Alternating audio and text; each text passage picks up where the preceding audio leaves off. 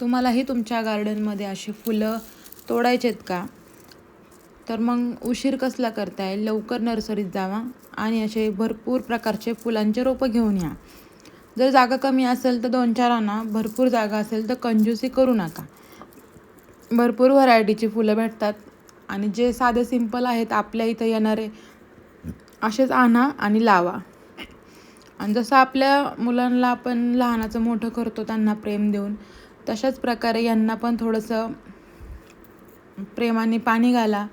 वेळ भेटेल तर थोडंसं मायाचं कुंपण घाला.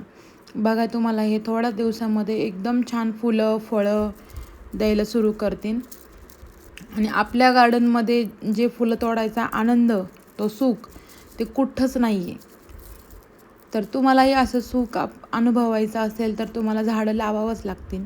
तरच तुम्हाला हे दुसऱ्यांचे व्हिडिओ पाहून जर तुम्हाला चांगलं वाटत असेल तर आपल्या बागेतले फुलं तोडले तर आपल्याला किती चांगलं वाटेल हा विचार करून फक्त आजच जा आणि नर्सरीतून 2-3 तरी झाडं घेऊन या आणि बघा ते लावून किती छान वाटतं आपल्या मनालासुद्धा आणि आपल्या दारातसुद्धा.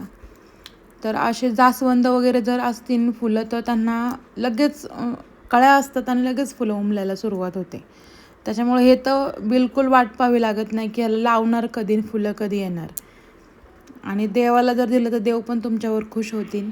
बघा किती छान झाडं फुलं. लवकर जा आणि घेऊन या.